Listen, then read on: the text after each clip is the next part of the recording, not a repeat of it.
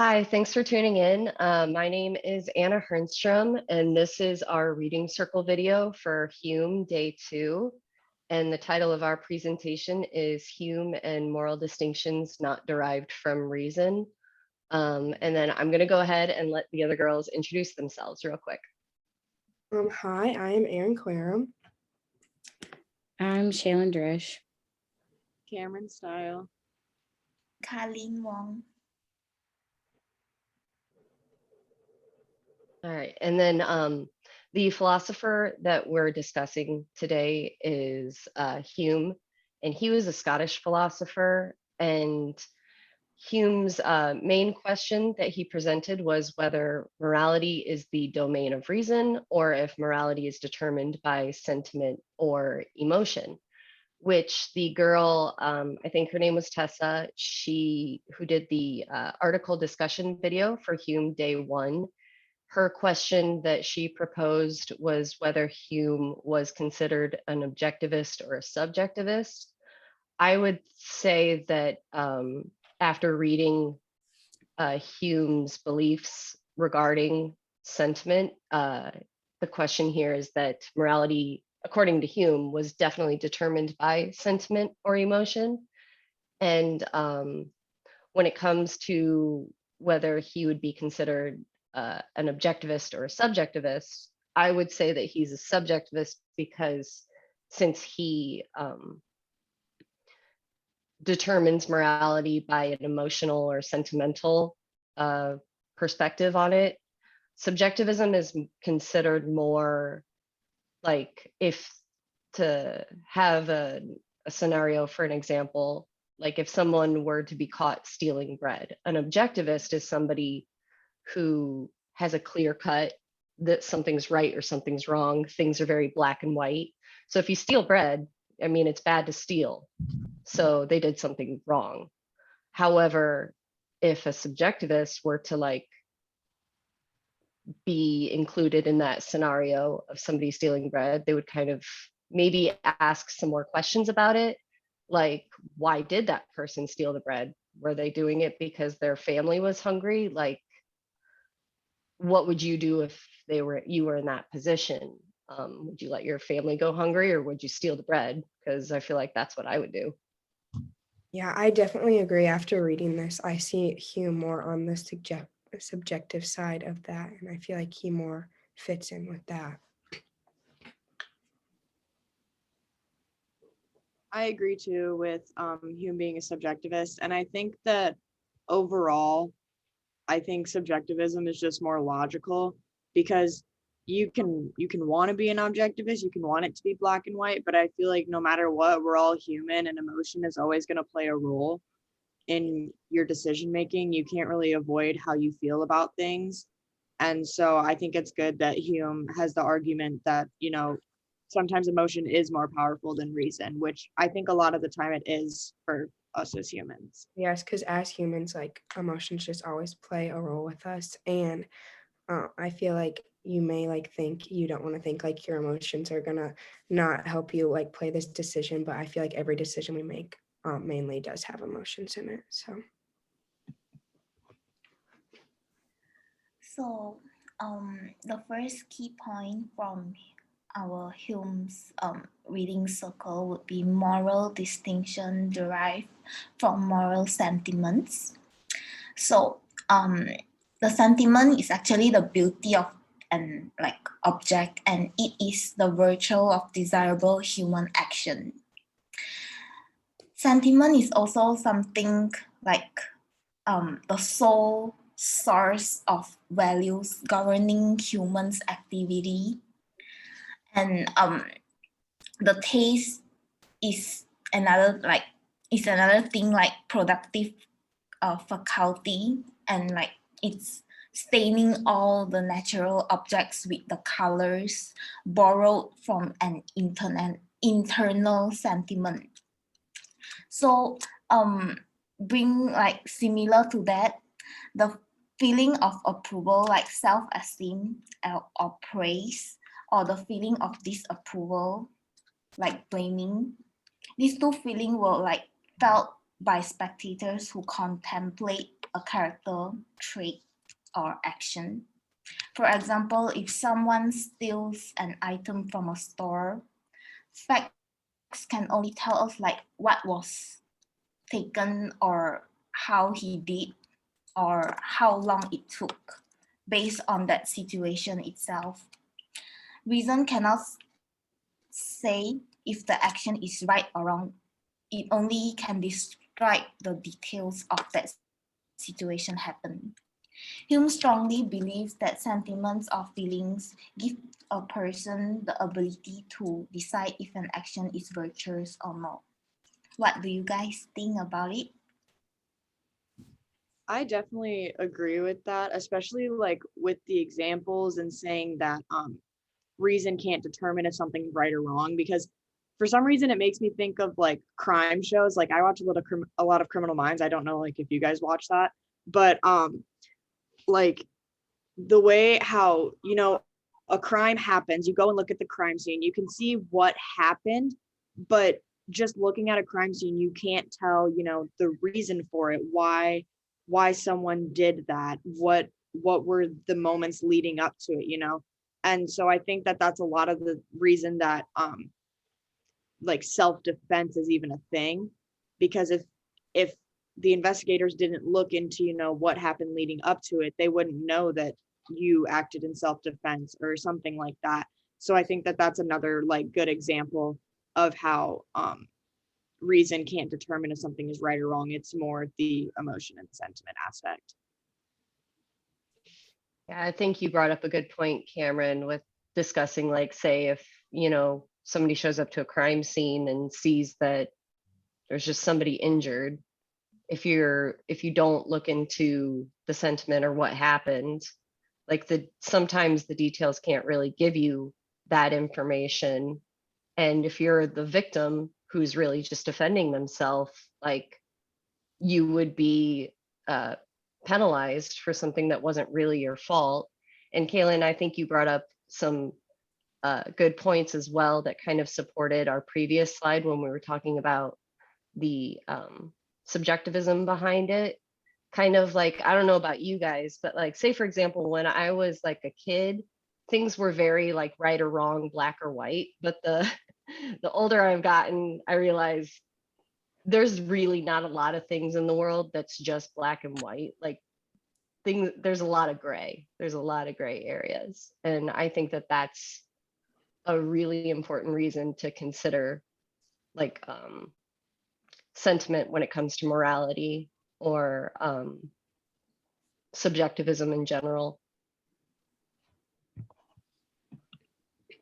Okay, so our next key point is just what is Hume's definition for reason rule? So Hume does not believe that we take just one look at a situation and simply react emotionally, thereby passing a moral judgment. Hume acknowledges that the reason helps us give shape to a set of circumstances that enables the sentiment to have a response. So an example that it gives in the text is, let's say you like walked in on Macbeth standing over a dead corpse with a knife in his hands.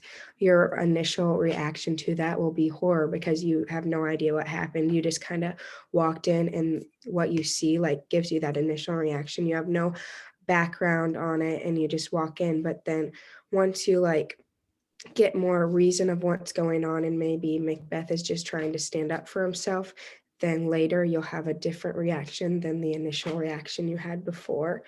So, and we may also judge Macbeth differently depending on factors like maybe what he is wearing. Like if he's wearing all black, like maybe it was like that was the plan, or if he's just wearing something normal, like that can also maybe make your reason different. And then our own previous life experience, so like maybe like what you have been through. Some people haven't really been through a lot, and then some people who also like have been through a lot may have different reactions on things. And then whether we are in a good or bad mood, that definitely affects like how we're going to think. And then our estimation of the degree of the struggle or the violence that was actually done to Duncan. So like if he just has like one stab, or if he like was stabbed like multiple times, like maybe it was like on purpose.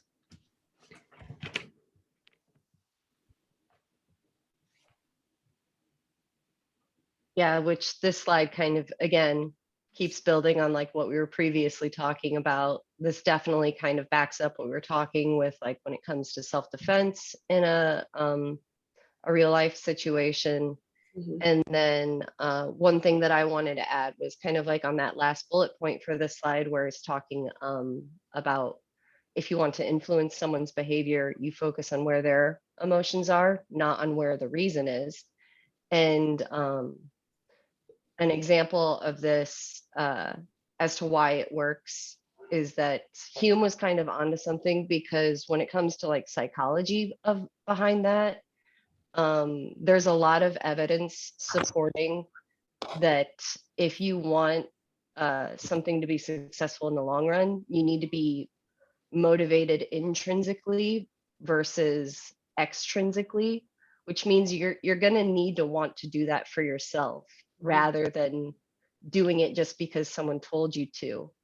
Kind of like in the reading, the example they used was whether or not to get kids on campus to not underage drink. And an example, and I agree with the intrinsic motivation. And like another example for that would be like, say if you want to exercise or you're going to go for a run. If you enjoy running, you're more likely going to do it and keep doing it. But if you're going to go for a run just because you think you need to, or because you've got like some other reason other than enjoyment, it's going to feel more like a chore.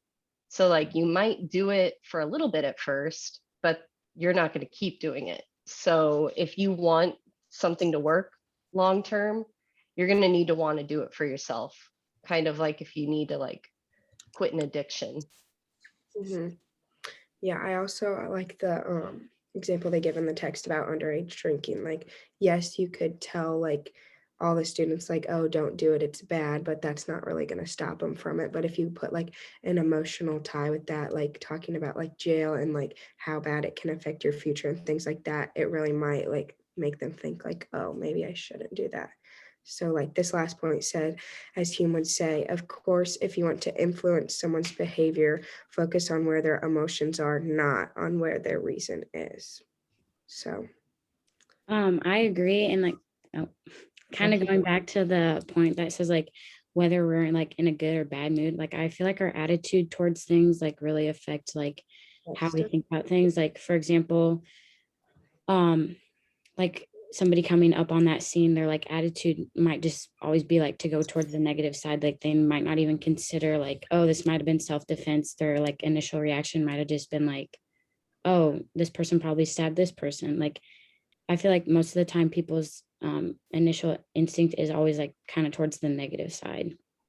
yeah, I definitely agree with that, because I feel like right when you just see something, your initial reaction is always just like bad. Like that's why the reason role kind of shows like, yeah, your reason's going to be bad at first, like how he walked in and was like, oh, like this is murder, like horror. But then like once you kind of like understand the situation more, that's when you're like, oh, like maybe it was self-defense, and you think about all that other stuff, because you're not just going to walk in the room and be like, oh, like it was self-defense and he's fine. Like you kind of just initially think like, oh my gosh, like that was probably murder. And then, yeah. So, So the third key point is the question that is asked is how does sentiment and subjectivity affect one another according to Hume? The actions that we consider to be moral tend to be what are more convenient for us.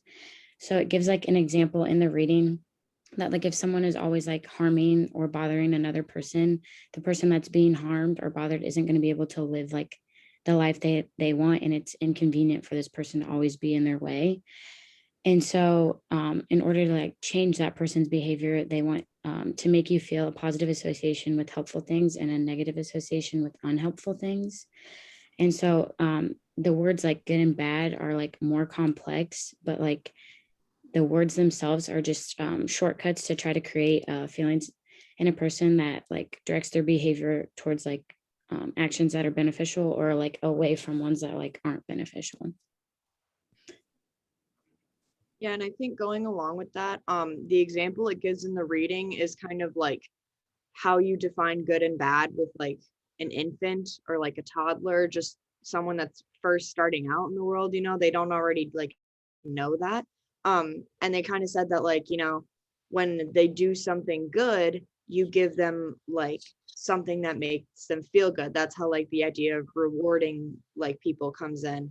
And so you like associate that like positive feeling with that positive action. And then the same thing on the flip side with the negative. So that gives like the child an idea of good and bad, but without really like confusing them about it. It's pretty simple. You do a good thing, you get a good thing. So it's not like that so much when you grow up, but the idea is still there.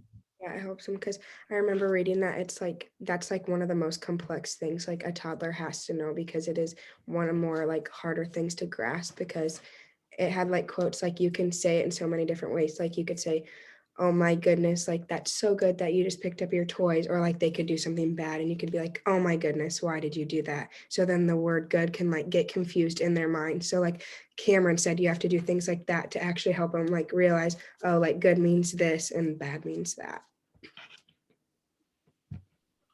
This is like somewhat related, but it's like the same thing when it comes to, getting a new pet or having a dog. Like if you, want to learn how to or have your dog learn how to potty train, it also shows with like animals that positive reinforcement is much more successful.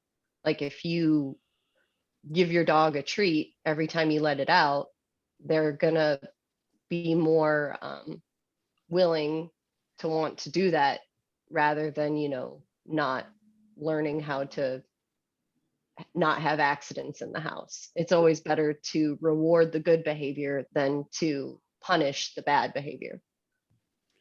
Yeah, and like back to what Kamryn said about like if you praise the child, like they're gonna know that that's good. And like in the reading, it like also gave an example of like if you keep like praising them, or like when they do something bad, like you give negative comments, like they're gonna know like the difference like of what not to do and what to do. And so like people will start to do it without you like even asking, because they want to be considered like good.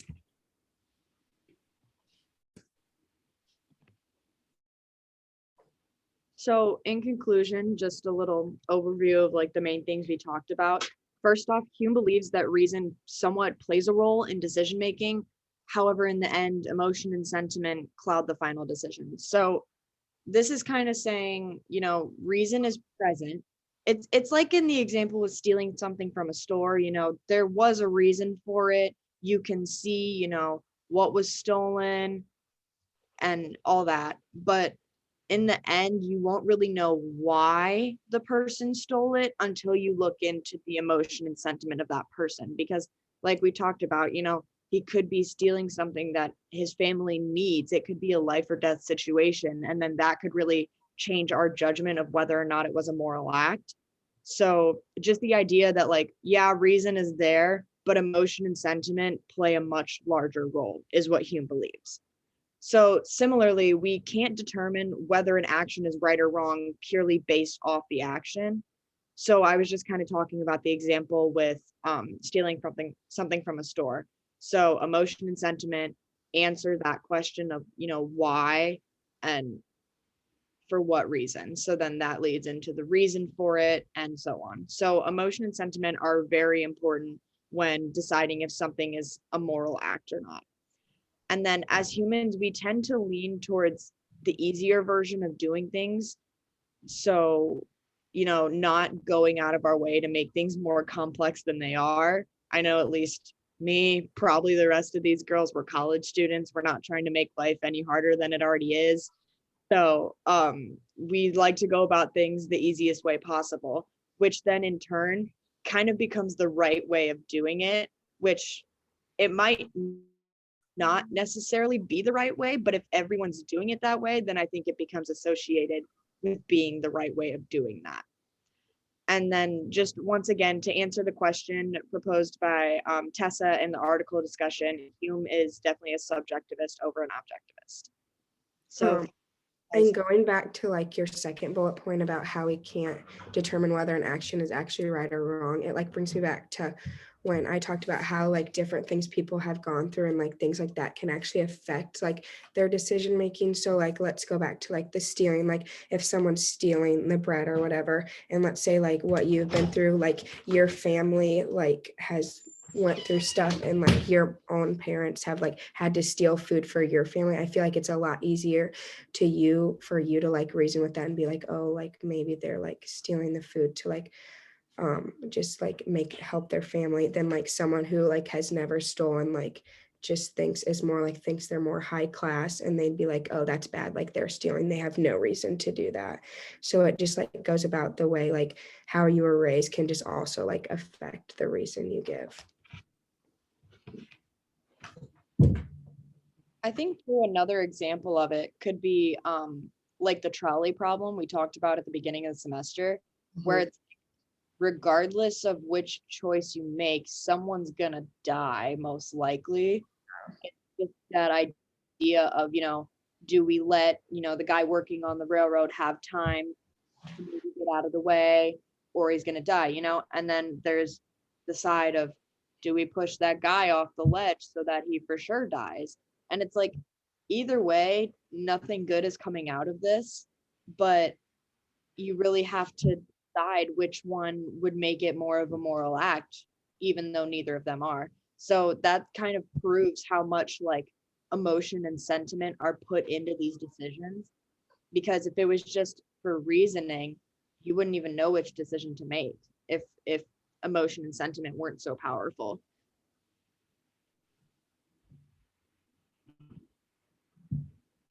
Yeah, and something that I thought was interesting, like talking about how humans tend to lean towards doing the easier version of things. Um, it's also just interesting to see like those kind of parallels in like the natural world. Like there's that phrase that like nature takes the path of least resistance.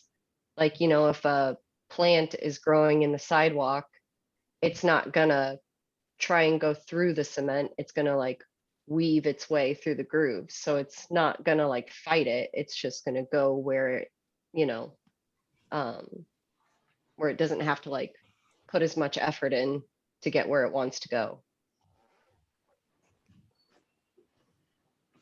And then I guess like some final notes that we can kind of put on here is that like my overall like reaction to this is that I would probably say that I lean much more towards being subjectivist rather than objectivist, but I also think that there's a time and place for both. And I kind of makes me think back to like when we covered St. Thomas Aquinas, where it was kind of like it's possible for both answers to be right. Like they're not mutually exclusive. They can just like something can feel good and it can be the right thing to do. And it doesn't have to be like a either or situation. What do you guys think about like whether something should be considered subjectivist or objectivist in general? I definitely agree with you, Anna, especially relating that back to Aquinas, because like it even relates to this bullet point I have here about leaning towards the easier version of things, and then that becomes the right way of doing it. Something can feel right and seem right, but in the end it's really not, just like logically.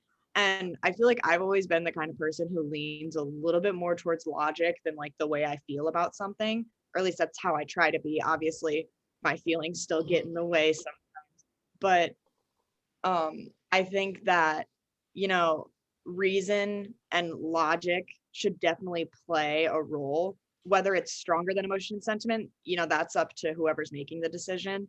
But I definitely believe that reason does play a role. So if I'm sort of in the middle too, between I don't believe it's all reason and I don't believe it's all emotion. It's somewhere in the middle.